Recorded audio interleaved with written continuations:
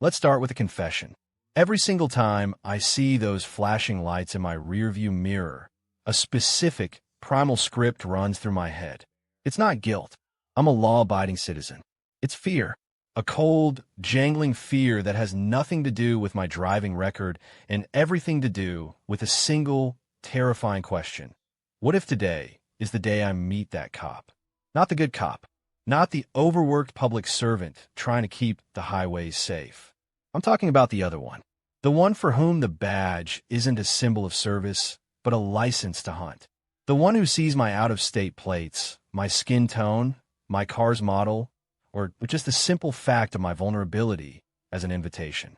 The one who views the traffic code not as a set of safety rules, but as a catalog of pretexts, a menu of minor violations he can use to initiate an encounter that has nothing to do with safety and everything to do with power, control, and profit. I used to think I was being paranoid. Then I saw the dashcam video from Jackson County, Georgia. It wasn't just a traffic stop.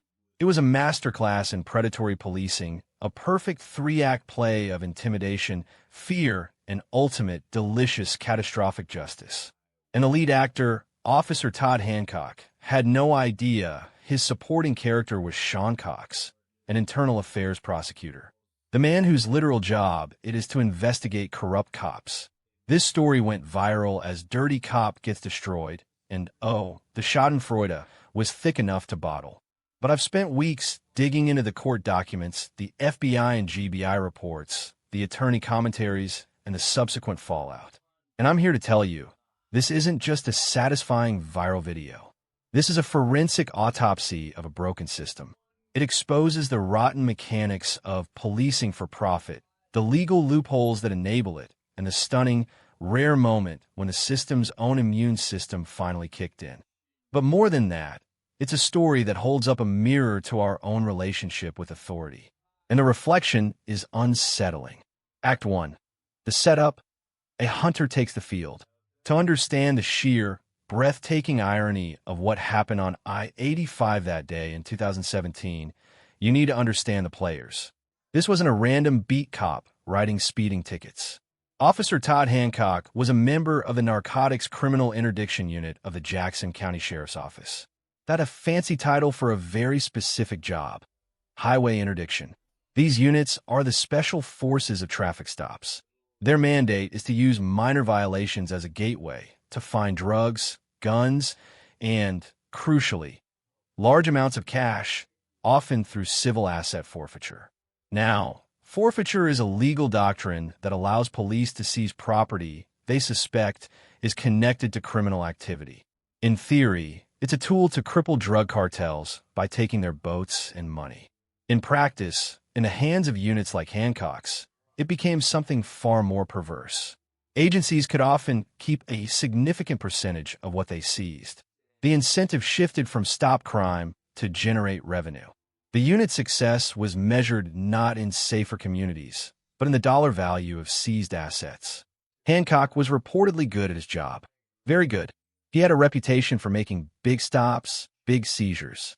His method, as later investigations would allege, followed a well-worn playbook.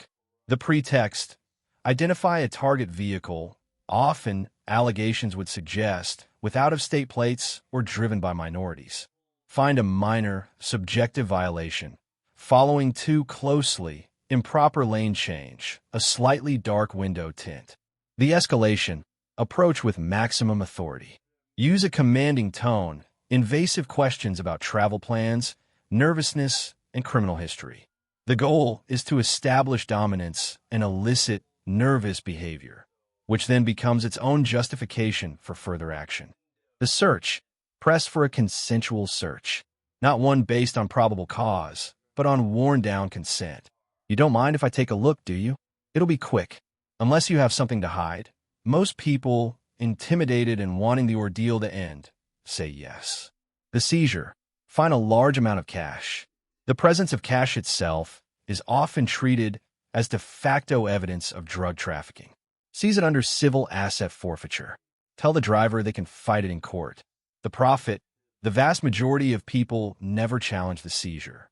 The legal costs are high. The process is daunting, and they're often hundreds of miles from home. The cash becomes department revenue. Rinse. Repeat. This was Hancock's world, a world where the traffic code was a net, and every driver a potential revenue stream. Enter Sean Cox, an assistant district attorney for DeKalb County. But not just any ADA. He worked in the Public Integrity Unit, the Division of Internal Affairs. His daily work was investigating and prosecuting police officers for misconduct, corruption, and crimes. He was in the ecosystem of law enforcement, the apex predator of bad cops. He spent his days looking for the exact patterns of behavior Hancock was allegedly engaged in. Cox was driving a county vehicle. He was on the job. He was, in every sense, the last person on planet Earth Todd Hancock should have wanted to pull over. Act 2. The stop. A script flips in real time. Watch the dashcam video. It's a chilling study in body language. Hancock's approach. It's all swagger and control. The slow, deliberate walk. The clipped, authoritative tone. He orders Cox out of the vehicle. This is immediate escalation. For a window tint or tailgating stop. Unusual. He's establishing the power dynamic from the first second. You are subject to my authority. Do as I say. Cox is calm. Cox complies, but he's not a frightened civilian. He's a professional. He asks the key question, am I being detained, or am I free to go? This is the first crack in Hancock's facade. Most people don't know they can ask this. Cox does. Then comes the fateful exchange. Hancock, what do you do for a living? Cox, I'm an attorney. A slight pause. The hunter senses something, but can't place it. Hancock, what kind of attorney? Cox, I'm a prosecutor. I work for the DeKalb County DA's office. I work in the Public Integrity Unit. I prosecute police officers. Freeze. Frame. You can see Hancock's brain short-circuit. His posture collapses. The predatory gaze vanishes, replaced by something between panic and profound regret. The script is in tatters. The man he was trying to intimidate, whose car he likely wanted to rummage through for cash, is a walking, talking professional consequence. He is, in fact, the living embodiment of Hancock's worst-case scenario. What follows is a masterpiece of backpedaling. The interrogation ends. The threat evaporates. Hancock stammers. He writes a warning, not even a ticket, for the alleged violations. He practically runs back to his cruiser. The encounter is over. Why? Because Hancock knew, in that instant, that he had just attempted his playbook on the one man in Georgia who could not only see through it, but could dismantle his entire career with a phone call. Cox wasn't just a driver. He was a witness with unimpeachable credibility and institutional power. Act 3. The unraveling. When the house of cards collapses, Cox didn't just drive away. He did what he was trained to do. He filed a formal complaint with the Georgia Bureau of Investigation, GBI. He provided a sworn statement, not as an angry motorist, but as an expert witness on police procedure and misconduct. His complaint was the thread. When the GBI and later the FBI pulled it, Hancock's entire tapestry of interdiction work began to unravel. They launched a massive investigation, reviewing years of Hancock stops, seizures, and reports. What they found was a pattern so brazen it takes your breath away. The investigation alleged that Hancock and his partner were systematically targeting drivers based on out-of-state plates and racial profiling, using minor, often fabricated or exaggerated violations as pretext for stops, lying in police reports to establish probable cause for searches, coercing consent for searches from intimidated drivers, seizing large sums of cash without any evidence of drugs or criminal activity, relying on the racist, debunked myth that cash equals drugs, falsifying evidence, and committing perjury to justify the seizures. This wasn't a few bad judgment calls. This was, according to the state, a criminal enterprise operating under the color of law. Sean Cox hadn't just escaped a shakedown. He had stumbled into the central operation of a predator and lived to testify about it. In 2019, the hammer fell. Todd Hancock was indicted on a slew of felony charges: violation of oath by a public officer, false statements, theft by taking, and false imprisonment. The charges stemmed from multiple victims, but the case was built on the foundation of Cox's credibility. Act 4. The Justice, a whimper, not a bang. Here is where my blood begins to boil, and where this story stops being a feel-good viral clip and becomes a case study in systemic failure. In 2021, Hancock pleaded guilty to one single count of violation of oath by a public officer. Under a plea deal, he was sentenced as a first-time offender to 5 years of probation, a $1,000 fine, 240 hours of community service, a ban on ever working in law enforcement again. Let that sink in. A man who allegedly robbed citizens under the threat of state power, who lied on official reports, who falsified evidence, who imprisoned people illegally, walked into a courtroom and walked out a free man. No jail time. No meaningful restitution to the dozens of people he allegedly robbed. A $1,000 fine? That's likely less than the value of a single one of his illegal cash seizures. The district attorney's office would call this a victory. They secured a felony conviction. They ended his career. They avoided the risk and cost of a trial. In the cold calculus of the legal system, it's a win, but I call it a moral and judicial travesty. Where's the justice for the construction worker whose life savings was taken on his way to buy a used truck? For the college student carrying tuition money? For the immigrant family traveling with cash because they don't trust banks? Hancock's sentence sends a devastating message. The cost of doing business as a corrupt cop is shockingly low. You get caught, you might lose your job, but you will not face a cell. The violence of your theft is deemed less serious than the theft itself. This plea deal is the system protecting itself. It surgically removes a cancerous cell without conducting the invasive public surgery that a full trial would represent. A trial that would have exposed the entire ugly machinery of interdiction and forfeiture to the light of day. The attorney reacts phenomenon, catharsis in a vacuum of justice. This is why the YouTube genre of attorney reacts videos on this case has millions of views.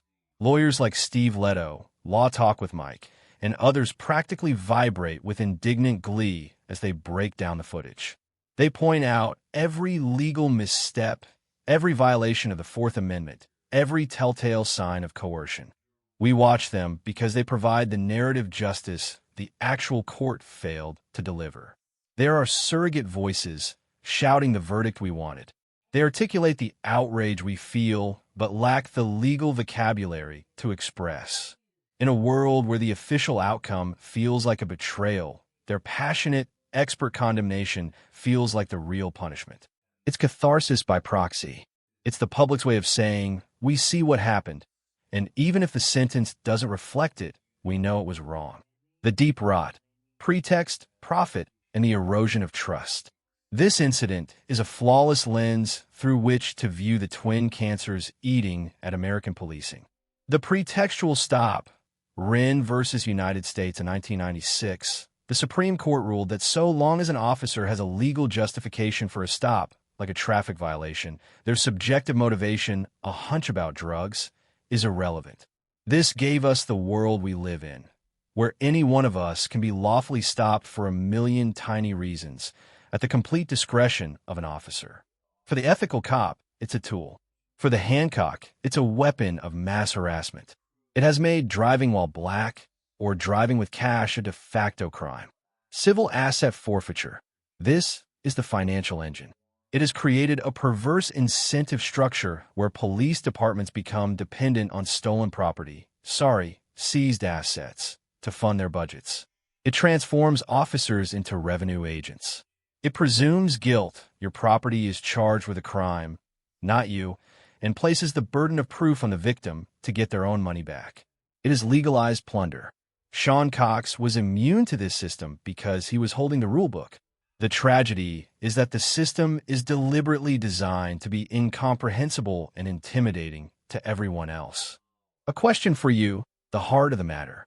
We've dissected the law, the failure, the irony. But this isn't an academic exercise. It's about the fabric of our society. So here's my question, the one I want you to wrestle with in the comments. Given the proven abuses by units like Hancock's, do you believe the practice of civil asset forfeiture, where police can seize and keep property without a criminal conviction, can never be ethically implemented, or is its potential for corruption so inherent that it should be abolished entirely, regardless of its utility in fighting large-scale criminal organizations? Where's the line?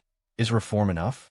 Or is the very idea of policing for profit so antithetical to justice that the tool itself must be thrown out? I have my own fierce opinion, but this debate is fundamental to the kind of country we want to live in. Leave your answer below. Conclusion: the siren song of Schadenfreude and the long road ahead. The viral headline, "Dirty Cop Pulls Over IA and Gets Destroyed," promised a simple story of comeuppance. What it delivered was far more complex and far more important. It showed us the predator in his natural habitat. It showed us the miraculous one-in-a-million event where the prey was equipped with a bazooka. It gave us a moment of pure, undiluted Schadenfreude. But then it showed us the grim aftermath. A legal system so focused on efficient case closure that it mistakes it for justice. It showed us that while one bad apple can be removed, the barrel, the incentives, the laws, the culture remains largely unchanged. The real victory of Sean Cox's stop isn't Hancock probation. It's the evidence it left behind. It's the unassailable testimony it produced. It's the crack of light it shone into a dark corner of law enforcement. It is a weapon for reformers, a case study for legislators, and a warning to every officer who thinks the highway is their private hunting ground. For the rest of us, the fear in the rearview mirror remains. But so does a lesson, hard-won by Sean Cox's professionalism. Know your rights. Record everything. Never consent to a search. Ask if you're free to go. Your silence and your knowledge are your shield. Because until the laws change, you are your own first and last line of defense against the Todd Hancocks of the world. The siren song of that viral video is the promise that sometimes the bad guy loses. The hard truth is that he only truly loses when we,